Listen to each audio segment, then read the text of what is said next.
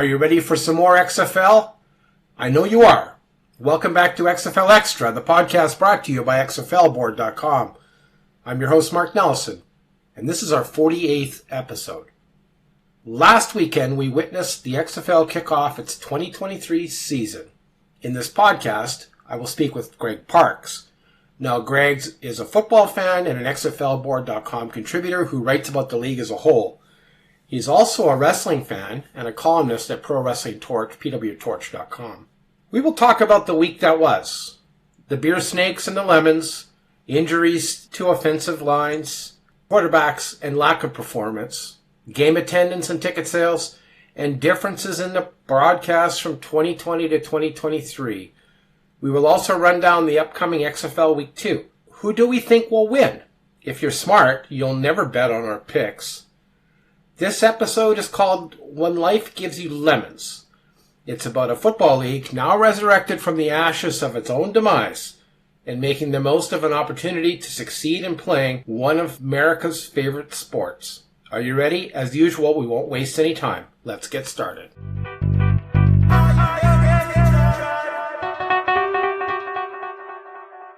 I'd like to welcome Greg Parks to the podcast. Now, Greg has been here before. If you're a follower of this podcast, you're familiar with Greg. Also, if you're a follower of XFLboard.com, you've seen some of the great articles he's written, including one he posted today about the XFL Week 1. Greg is an XFLboard.com contributor from way back, and he writes about the league as a whole, and he's also a wrestling fan and a columnist at Pro Wrestling Torch, pwtorch.com. Welcome, Greg. Thanks for having me on again, Mark. It's wonderful to have you back. And, the XFL is back, too. Mm-hmm. And it's been a long wait. I think it's a little more wonderful to have that back than to have me back, in all honesty. I'll grant you. Well, I'll weigh the two. It's pretty important. Now, it's been a long wait, about 3 years, right? Oh, yeah. Long wait. We've been through this before, and there is some... going through the process and reporting on and following on the creation of a football league from the ground up has its advantages and has its fun moments, and it's all about excitement. It's all about building. It's all about what something can be. But I hope to never go through it again. Like I that's it. That's the last one for me. Like as a fan and as someone covering the league. Like I can't do that again. You know what I mean? It's just too much for me. Like let's get on with the games. Let's play through the season. Let's get to season 2 and let's build a brand here with what we have. I absolutely agree with you. If this doesn't work and they decide for XFL 4.0, you could probably count me out. I'm probably going to retire from XFL. That'll be it for me. And, I just can't imagine the scenario where this would fail and then someone else would try it again. But who knows? That scenario, that could be imagined in some far-fetched way. And, part of me actually imagines Vince McMahon getting involved again somehow, because I never thought he would get involved in a football league back when he gave up the first XFL in 2001, but he did. That was my mistake for thinking he would never come back. So I'm not going to make that mistake again. I would not doubt if that guy would show up again, although I'm not predicting he will. Would not surprise me. That's all I have to say about that. So this weekend we had 4 games. They were all relatively good games, weren't they?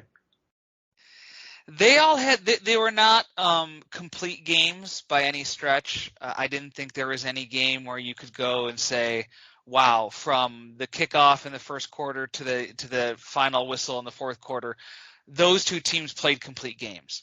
There was, even the most exciting ending with the Brahmas and the Battlehawks. That was a rough game offensively for much of the 3 quarters that preceded it.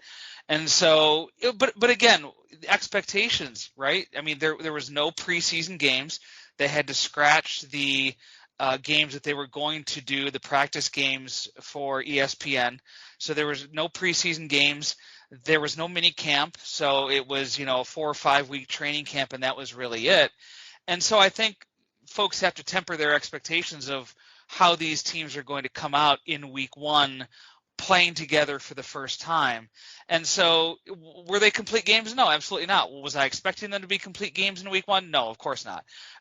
So I think the best thing you could say about this was 3 out of the 4 games weren't decided until the very end. We see that more and more in the NFL, and that's what makes games interesting. That's what makes them dramatic. And, the other thing, and I'm jumping all over the place here, but the other thing that I think was good coming out of this week is there were a lot of buzzworthy moments that you could share on social media, videos and clips and great catches and fantastic endings. And those are those Sports Center moments. Those are those moments that I'm not going to say they're going to go viral on Twitter, but they're going to get people to notice it on Twitter and on social media.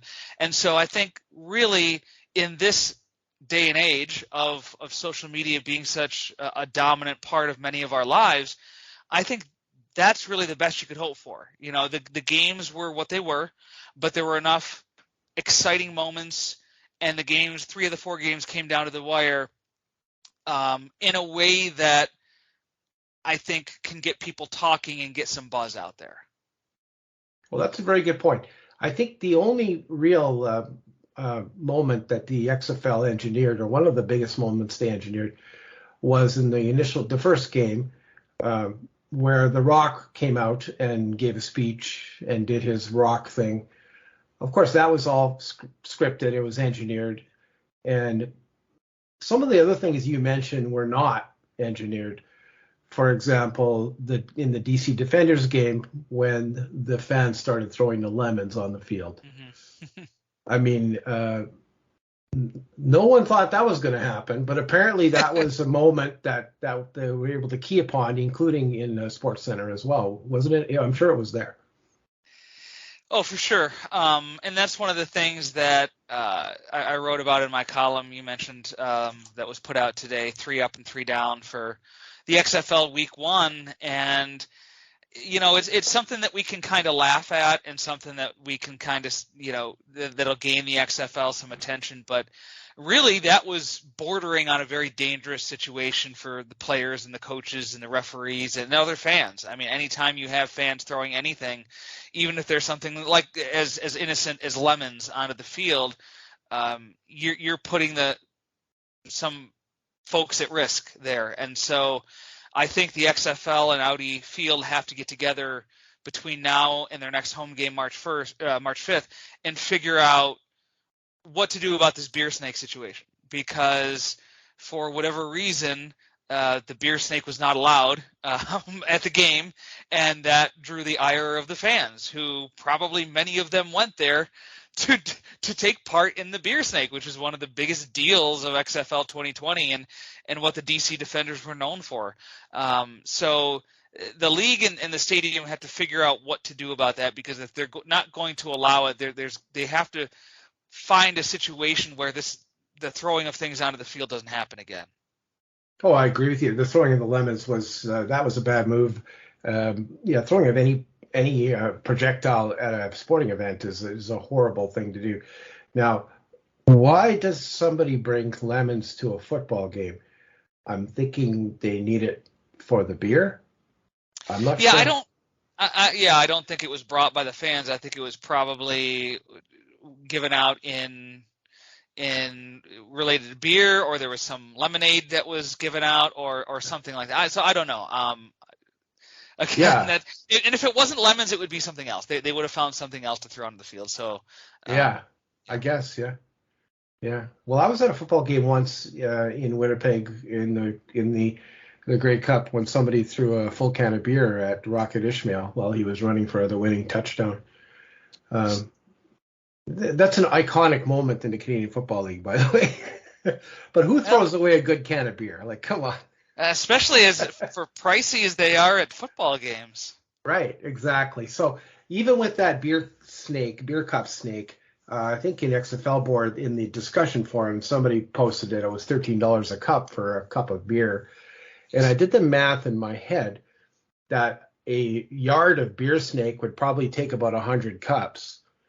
So that's $1,300. Now, if you had a 10-yard long beer snake, that's $13,000 of beer that was consumed. My I goodness. mean, you can, the math is, I'm sure it's pretty close. I'm pretty close. So yeah, so I mean, that's a big deal. And you think about the concessions are making that money. So I don't know why they decided the beer snake was not good. Because if you look from a fan's point of view, the last time there was an XFL game at Audi Field, just over 3 years ago, the commissioner of the XFL actually showed up and put a cup on the snake himself. So Part of me was thinking with ownership being at the stadium that they may have intervened and like overruled Audi field security and allowed them to do the beer snake like that. That was going through my mind, and who knows? They may have. I don't know how long they stayed. I know Jerry Cardinale and Danny Garcia and The Rock made it to all 4 games over the opening weekend, but who knows how long they stayed. They may not have stayed late enough to have been there for that. But that was in the back of my mind. I was thinking, like, are the owners going to be in wrestling parlance? Are they going to be the baby faces and they're going to come out and like save the beer snake at the end? Like, what a way to end the opening weekend, but it was not to be. yeah, that would have been a real ending. That's for sure. There's more to that beer snake lemon story, and if we can get down to the bottom of it, we will.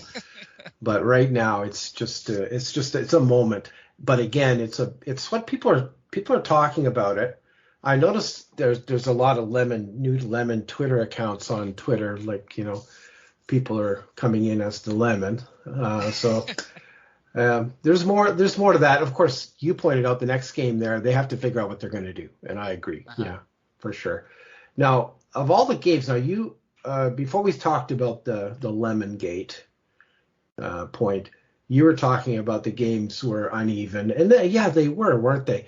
On Sunday, this first game on Sunday, there wasn't a heck of a lot of scoring. You're talking St. Louis and San Antonio. Yeah, of course. So there was a huge crowd in San Antonio, of course, and they were making tons of noise, but there really wasn't anything happening game-wise. Very low-scoring match at the beginning, and then they sort of got it going.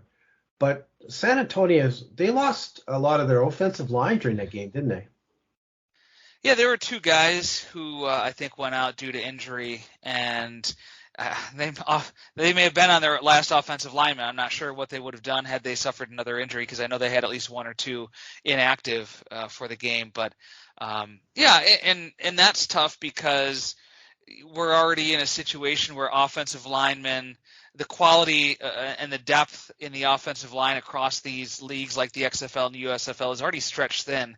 So if you're on now your backup offensive lineman, that's a tough task for offense, because it's not just protecting the quarterback, it's creating lanes in the running game. And we saw that both teams in the game struggled to do that consistently too. So it affects the entire offense when you have an offensive line that is either injured, they're hobbled, they're just not doing their job. And I feel for these offensive linemen, because this is a group that has to work together. All 5 have to be on the same page, and you have very limited time to work together in training camp. You don't have an opportunity. You don't have 1 or 2 or 3 preseason games like in the NFL to work out the kinks or anything like that. You're working them out on live television for everyone to see. And that's a very tall order for a lot of these guys, especially some of these offensive linemen who haven't played a meaningful professional game in a year or 2 or more.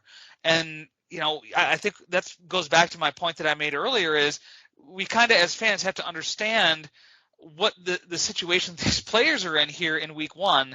And it's a lot about getting their feet under them. It's a lot about getting a feel for the game and the rules and the timing, because that's all new for a lot of these guys as well. So I think we'll look back, hopefully in week 5, 6, 7, look back at week 1, and we'll see a pretty significant jump in the quality of play over that time. Yeah, I'm sure that's all gonna come together. But there's probably a lot of teams looking for replacement players this week before next week's games, I'm sure. Well, especially with the amount of injuries that were in that St. Louis Brahmas game, St. Louis Battlehawks, San Antonio Brahmas game. Now, with that game, the it was kind of unique how this Battlehawks came back in that game, wasn't it? That was an XFL moment, wasn't it? It was, and I think that was one of the most exciting parts of the weekend, probably the most exciting finish of the weekend. They looked like they were about done there in the fourth quarter, and then they used the unique rules of the XFL to their advantage, scoring, going for three, opting for the 4th and 15 play rather than the onside kick in order to keep possession of the ball late in the fourth quarter. I think they did all of this with under 2 minutes to go, by the way, and take advantage of that under 2 minutes rule where the clock stops on out of bounds and doesn't start again until the snap, where the clock stops. It's the college rule of the clock stopping on first downs and doesn't start again until the ball is set. So in that 2 minutes, the last 2 minutes of each half, you have a lot more time to come back. It is built to allow for comebacks, and the St. Louis Battlehawks took advantage of that.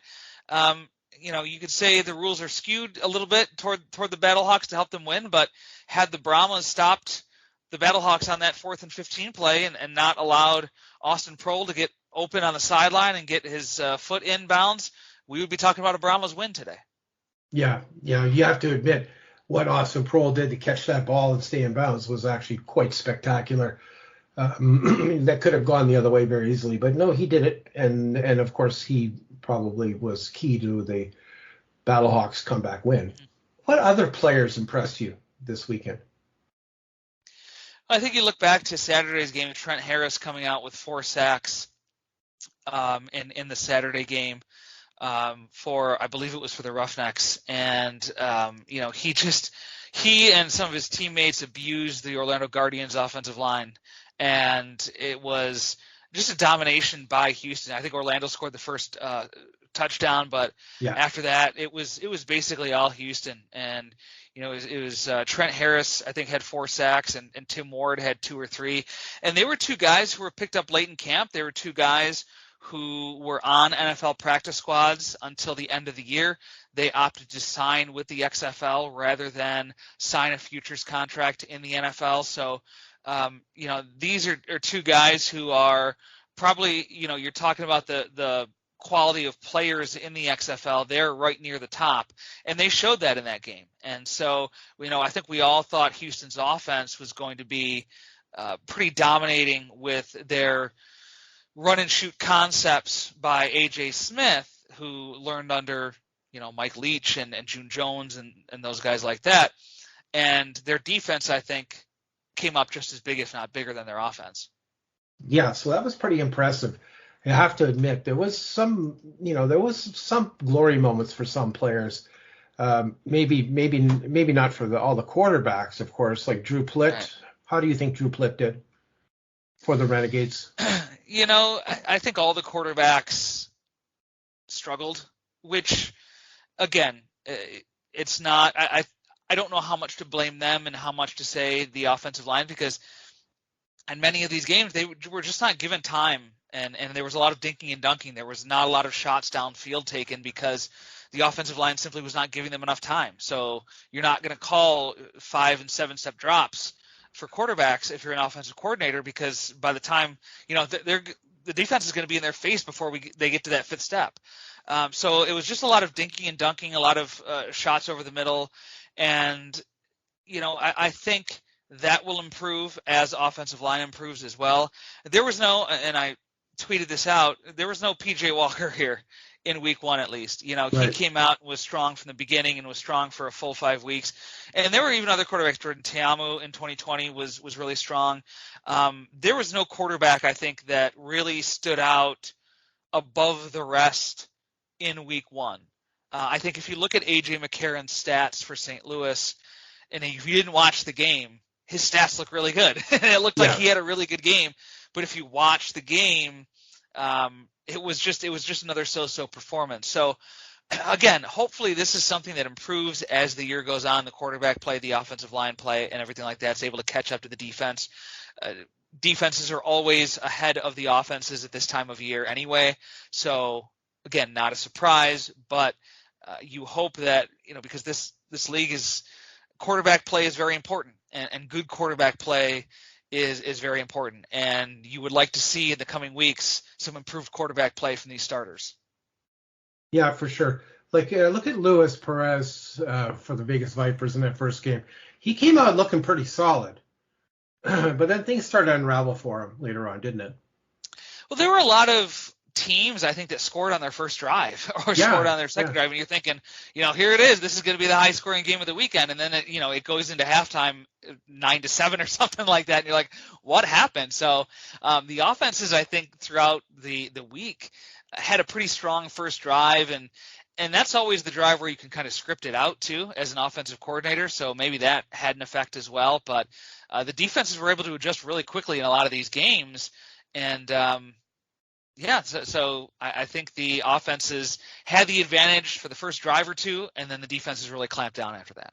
Yeah, it really was more or less a defensive weekend for the XFL. That's for sure. Now, let's keep on going with some of these quarterbacks. Ben DiNucci. He started out so strong. Yeah. And then basically everything unraveled again for him. I go back to the decision to play Steven Montez for that one drive. And right. You don't know how much having a guy sit for one drive really messes with their psyche or their mechanics, or I can't imagine it really hurt DiNucci at all. The way the announcers talked, it was always the plan to get Steven Montez sometime. So you have to imagine Ben DiNucci was not surprised by this, and yet he just didn't seem the same after that. After Montez came in for one drive, I think it was just a 3-and-out. So it's not like it was a long drive or anything like that. But yeah, I mean, it was. Part of it was, I think, too, being backed up a couple times in a very raucous DC end zone in terms of the fans, and they were making a lot of noise, and you don't know how much that affected DiNucci and Seattle's offense. One of them was a pick six right when he was backed up in deep in their own territory there. Yeah, he was deep in the lemon zone. Yeah, exactly. So. Yeah, I think that he did show a lot early on, but again, it not being able to put that complete game together, we didn't see a complete game for any quarterback. DiNucci seemed to be coming close, and then, like you said, it unraveled at the end there. Yeah, well, we'll see what happens in week 2. Hopefully no one's too far down that they're going to get replaced by another starter. Well, who knows? We don't know how this is going to work out. That's why we watch these games, just to watch the drama. Now, let's go on to some of the ancillary things like the attendance. So people like to track XFL attendance for whatever reason to try to gauge whether the league is successful or not by saying how many people are in the stands. That first game in Arlington, that looked very sparse, didn't it?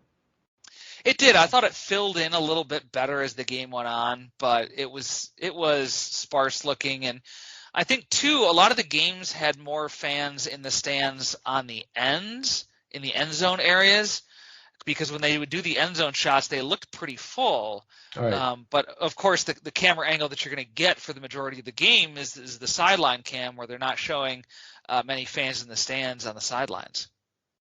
Right, of course, yeah, for sure. I guess, when it comes to the ticket sales, well, maybe they were a little lower in some markets. I mean, in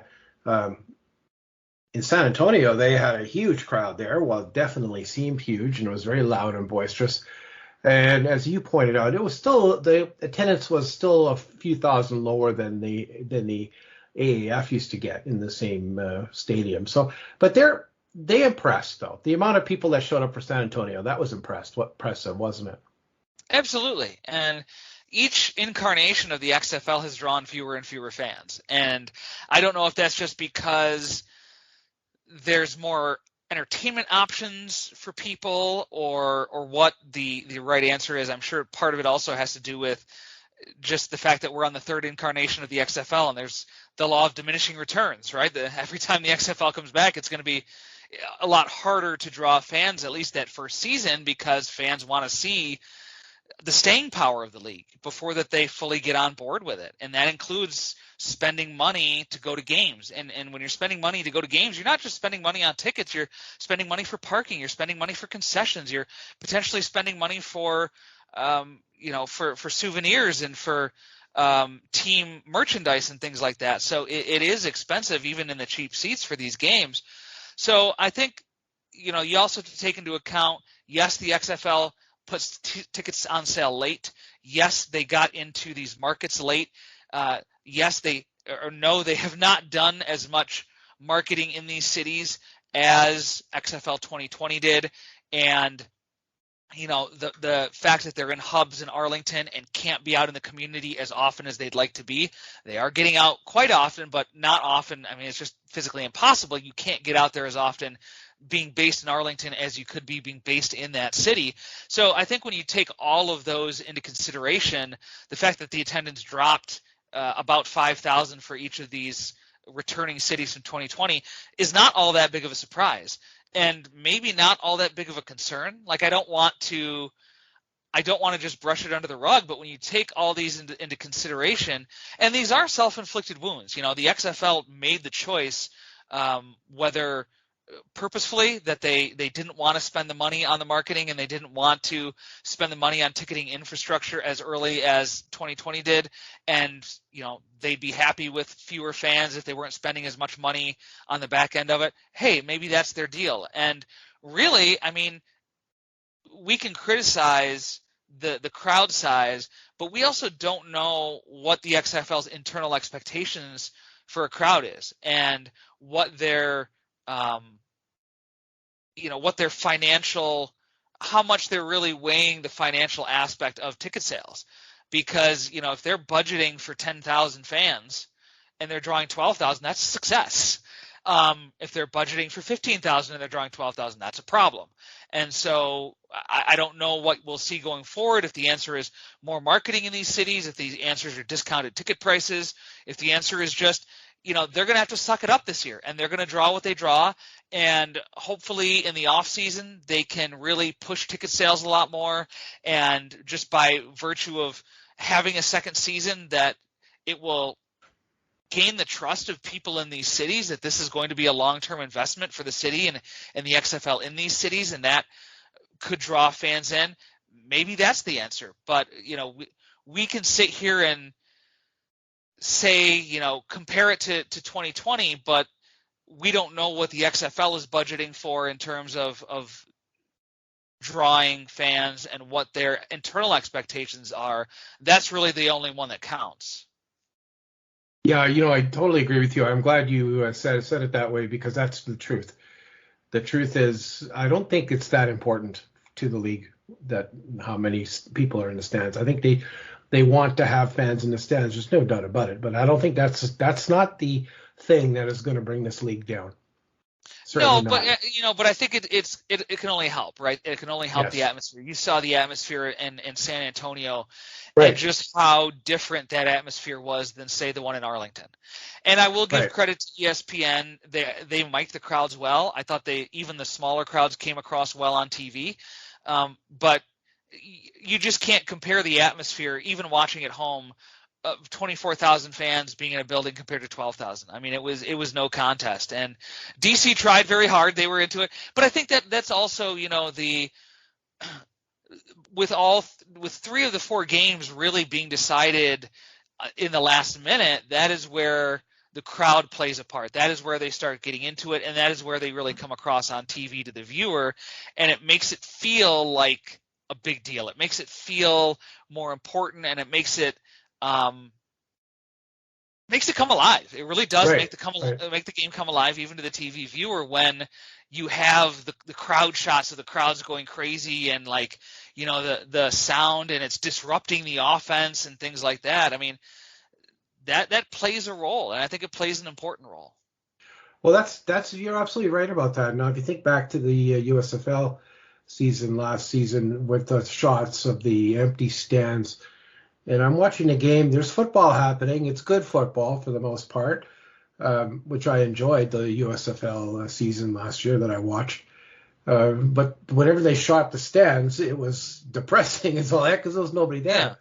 Yeah. So that's your point is accurate. that having some fans in the stands makes for the game. It really does. And perception is reality too. And the unfortunate part is you're going to have fans who come across, and this was my big concern with the USFL when they announced the hub, and I was very vocal about this in the XFL board forums, is like, for fans who don't know the hub situation or whatever, and they've heard about the USFL and they've seen the commercials and they want to check it out, and they tune in and there's like a smattering of fans in the stands, they're going to be like, what's going on? Like, this is not worth investing in. Like, so perception is reality in that way. And if people don't understand, there were a lot of people on social media who didn't understand about the hub that the USFL had. And I think that was probably frustrating for the league because a lot of people got the impression that this league was just not legitimate, was not popular because they could not put fans in the stands. And so that comes across to the casual viewer who you're trying to attract.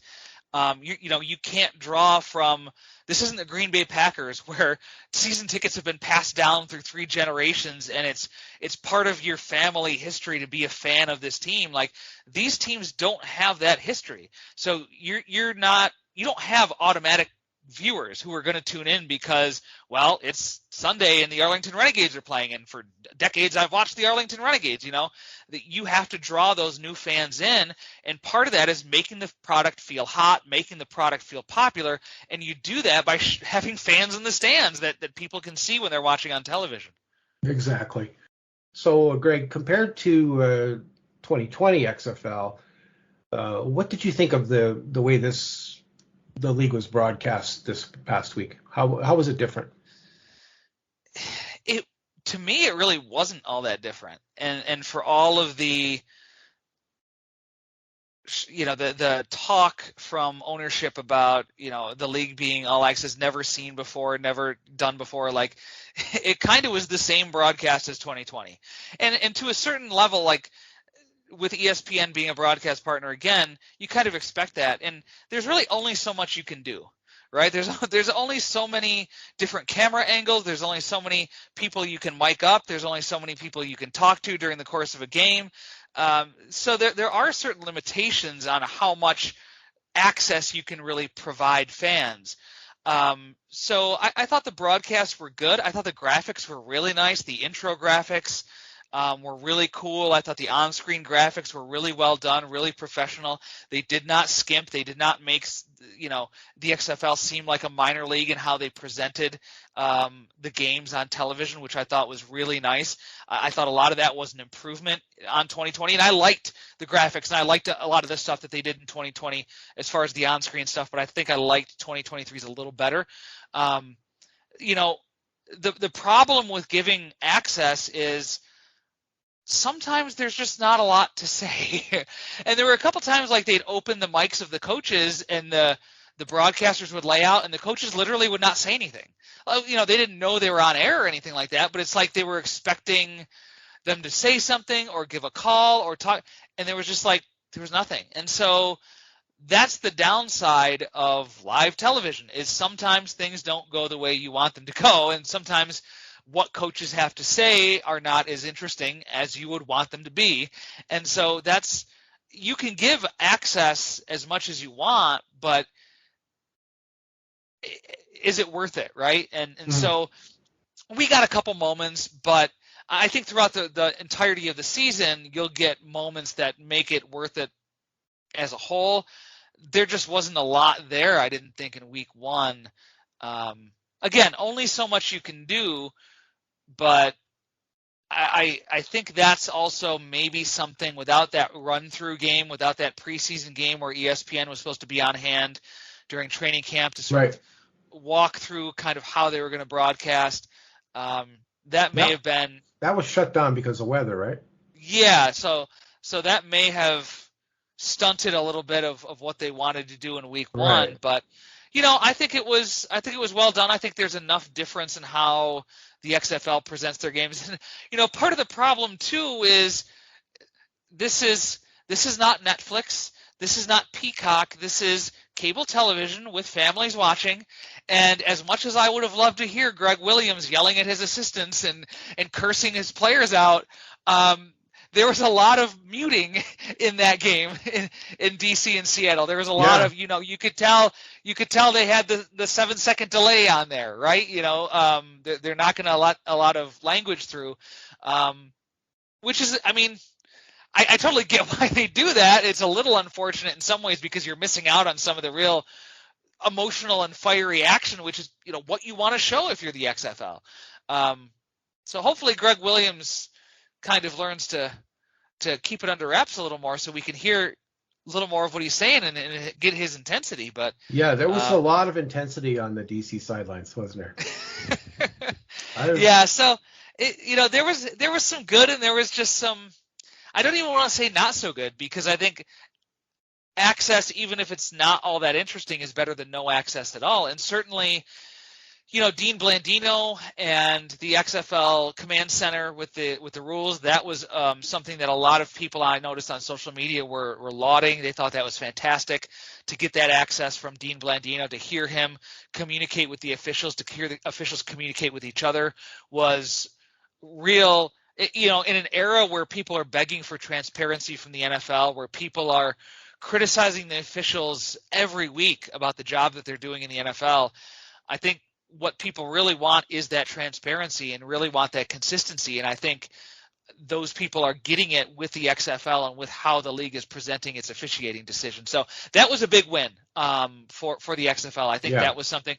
In 2020, it was the kickoff. People were over the moon about the kickoff. They saw the kickoff. They loved it. They were on social media talking it up and everything like that. It's kind of old news here in 2023, that kickoff. People have seen it before. So I think the Command Center and Dean Blandino being in charge was really what people were liking about this rendition of the XFL through week one. Yeah, that transparency is so valuable in the way that they adjudicate the penalties or the decisions on the field, and explain them. I mean, I agree with you, and I saw it in social media. I even saw it in media, in the news media, where they basically said, "Why doesn't the NFL do this?" Like, they're basically saying that, which is something that we've been thinking since 2020 at least, XFL 2020. Yeah, for sure.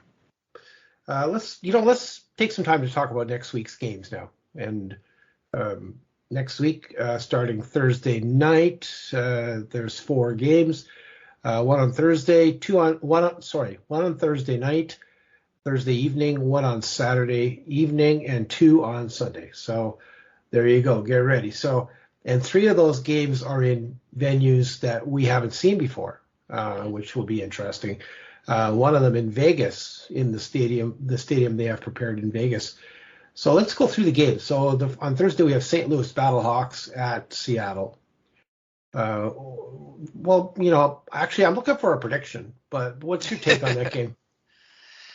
I'm really interested to see. It's going to be a short week for both teams. They both played on Sunday. I was surprised, with a short week, that they couldn't find a Saturday date for these two teams, give them an extra day in there. But a lot of it's going to come down to who's healthiest and who can recover the quickest, right? St. Louis is coming off a very dramatic victory. Seattle is coming off the opposite. They're coming off a very dramatic loss. Can Seattle shake that off in time to be ready for St. Louis? Is St. Louis going to have a hangover from their victory? Are they going to be able to, focus on the Sea Dragons? Or are they going to still be celebrating a very big comeback win over the Brahmas? So I think both teams are relatively evenly matched from what we saw on this first weekend. Maybe Seattle has a little bit of an advantage, even though they're 0-1, I would say. I think that if they can it all goes back to offensive line play, and they protected DiNucci pretty well compared to St. Louis, which struggled at times to protect A.J. McCarron. And I think Seattle has a decent defense, despite some breakdowns there late in the game against D.C., that this could be problematic, and they've got the home field advantage. We saw in 2020 that Seattle was really a rocking place for the Dragons in 2020, maybe not that level 25,000-30,000 in week 1 in 2023, but that could also be the difference in the game as it was in DC. Yeah, so I'm looking forward to watching, and I agree with everything you just said. Of course, I thought the Sea Dragons were going to win in DC. I honestly thought they had the team. and I still do think they have the team. So it could be their week, at home, of course. The second game, the DC Defenders are traveling to Vegas. Now that's probably the game that I want to watch because I want to see this take place in Vegas. Yeah, I think there's a lot of intrigue around Cashman Stadium, what it's going to look like, how the setup's going to be for the game.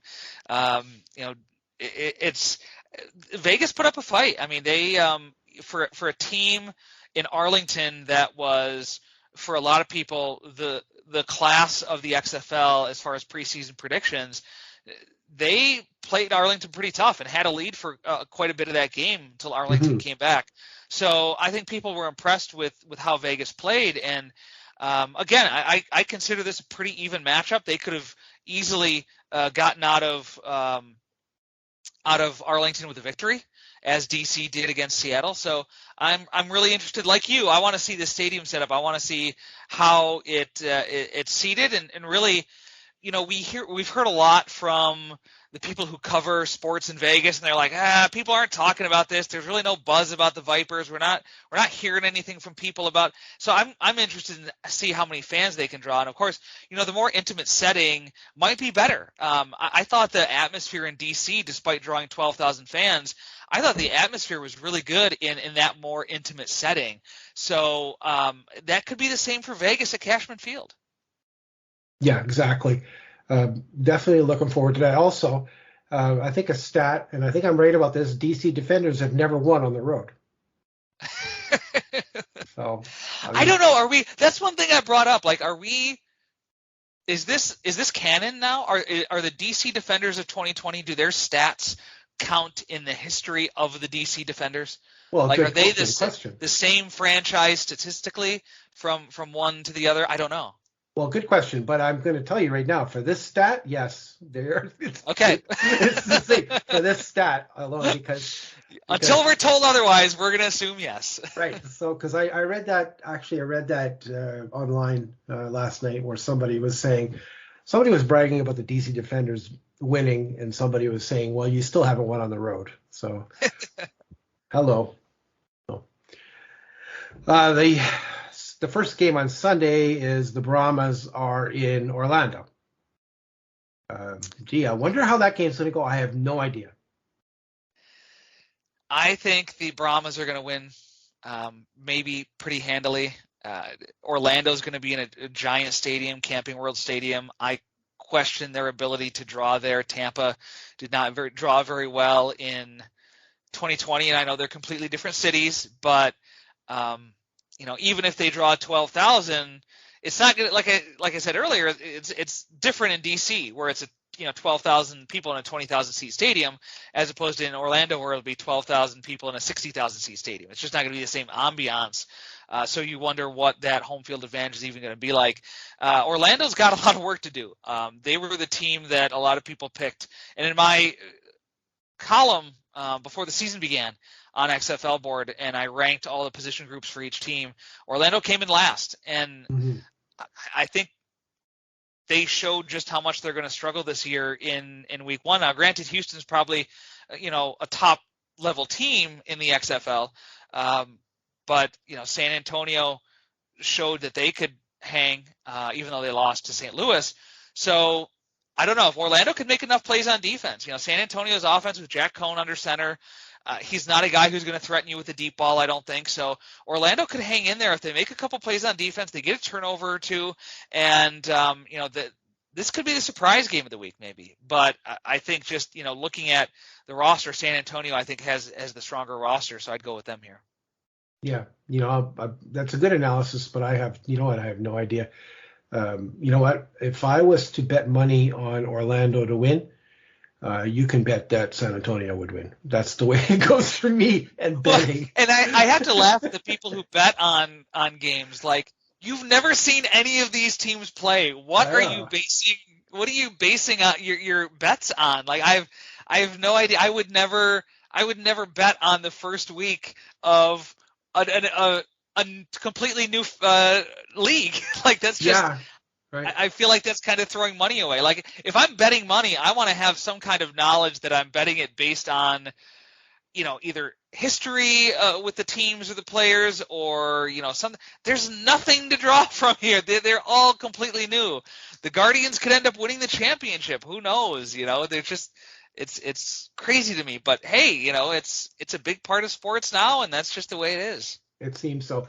We have a column at XFL Board now of Joel Betts, who actually handicapped 2 of the games this past week. And he was correct in both of them. He told me, I said, "You're not going to do all 4 games?" He says, "No, I can't figure those other 2 games out." So some people know how to bet. Yeah. Because God bless them, because I have no clue. I have no instinct for that. So if they have that sixth sense for betting, even in games like this, God bless them. All the more power to them. Yeah, well, whenever they win money on a bet, you can guarantee that some of that money's mine, because I'm losing whenever I make a bet. So. The last game, Arlington at Houston. So this is Texas Throwdown again, isn't it? Yeah, and this is a real opportunity. Houston is the only team who's got back-to-back home games, and you wonder, is there going to be an influx of Arlington fans? I think it's quite a drive from Arlington to Houston. Let me see. Let me It's pull a it few up. hours, yeah. It's almost 4 hours, it looks like. Yeah. So I mean, it's doable. I don't know if it's doable on a Sunday night when a lot of people have to get up and work the next day, but it's certainly doable. And I wonder if that rivalry of Arlington and Houston, it was played up a little in 2020. They didn't really get a lot of time to play it up, but I wonder if that crosstown rivalry, such as it is, might draw a few more interested fans, and it's really an opportunity to see what effect the first week of the XFL had on fans in a city going back to back here. Do people in Houston who were maybe skeptical of the league, was there enough buzz around it? Did they see enough that they liked from week 1 to say, you know what, I'll go to? I was on the fence, but I'll go to a game here in week 2. So that's a possibility as well. It'll be interesting to see what the attendance is there for week 2. Yeah, that might be a good comparison. Mind you, the game this week in Houston was a Saturday evening game. With us, I think 7:30 local start, and then this game is a Sunday evening game with, I believe it's a 6 p.m. evening local start. So it's a little earlier, mind you. It's on Sunday evening, so that's nice for anyone that needs to work the next day, or even families. They can be out of there by 9 o'clock, right? Mm-hmm. Yeah, well, I agree with you. Well, the difference in attendance numbers will tell a story, I think.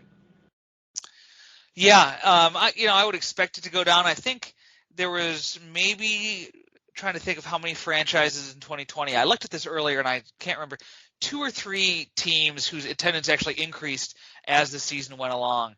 And so, that could be something. It's not an automatic drop. I think probably, you may see a little bit of a drop. I don't think it'll be drastic in Houston if you see it. But there is still room for a lot of these teams to grow their fan bases even throughout the season. So it wouldn't surprise me if some of those numbers for DC and Arlington and even Houston went up in the next few weeks, the next times they have home games. Well, I predict Houston's numbers will go up. Just from the excitement of them having such a, the perception that they've got a winning team because they won the first week and handily. The fans are going to come out to see that now. So yeah, maybe I'm wrong, but so the don't other put money on it, Mark. Yeah, I'm not a sucker that way. Trust me. I think the last thing we should definitely mention is how the league announced the championship game will be in San Antonio. Yeah, that was announced during the broadcast of the game on Sunday with the Brahmas and the Guardians. The Brahmas. In the Alamo Dome, they made the announcement, right? Yes. There had been rumors about doing it a couple different places, and I don't really have a good feel for where they should do it. I guess I would have guessed Arlington because that is their hub, and I think that would have been the right way to sort of cap off the first season, kind of where it all began, right, at the Arlington hub for training camp, and have the championship game there as well. But, they may be looking at a place where they can draw more fans. And certainly the Alamo Dome has much more seating than does, Choctaw Stadium in Arlington. So they may be betting big here by having the Alamo Dome. And certainly if the Brahmas are in the championship, my gosh, that place is going to be pretty full. I wonder if you have, Seattle and St. Louis, what it's going to look like. Having it in Texas makes a lot of sense because there are 3 Texas teams, so you have a pretty good chance of a Texas team landing in the championship game, and it's certainly a lot easier for fans of the Renegades or the Roughnecks to travel to San Antonio than it would be for teams, any of the other teams, Orlando, DC, or anything like that. So they may be hedging that way as well by having it in Texas. But, yeah, I mean, a lot of it's availability too, right? They didn't get these stadiums locked down until very late when they probably had a lot of other stuff going on in the spring and later on. So it was all about availability. It was about what they could book, how much it could be. They did change the game time, by the way. Initially, when they announced the schedule, the championship game would be at 3 p.m.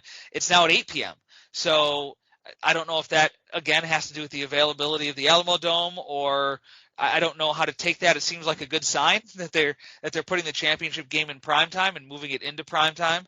But I don't know the machinations behind that move. So I think doing it in prime time makes it feel like a bigger deal anyway.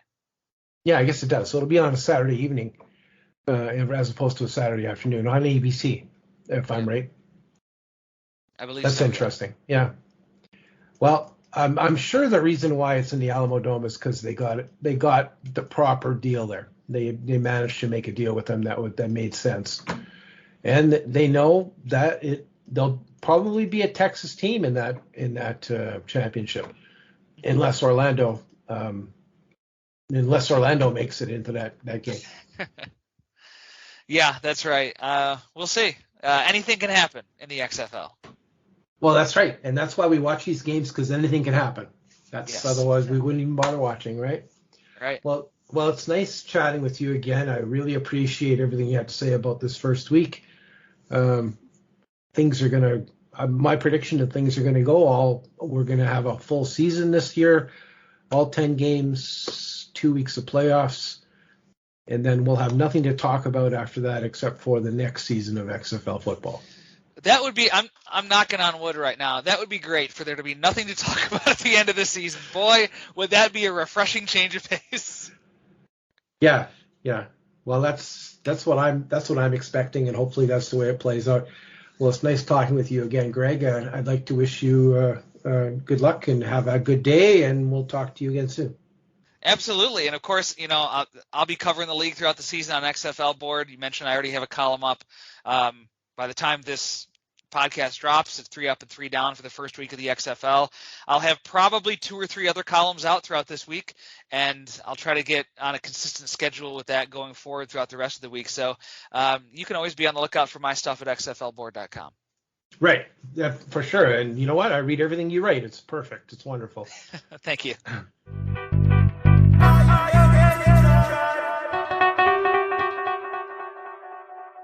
Thanks again to my guest, Greg Parks. It is always fun to hear your take on the XFL. I learned a lot. I look forward to your coming columns on xflboard.com. I hope you enjoyed today's interview. You are welcome to come back next time, where we will have more guests and more XFL. Until next time, this was your host, Mark Nelson, and I hope you enjoyed XFL Extra, the xflboard.com podcast.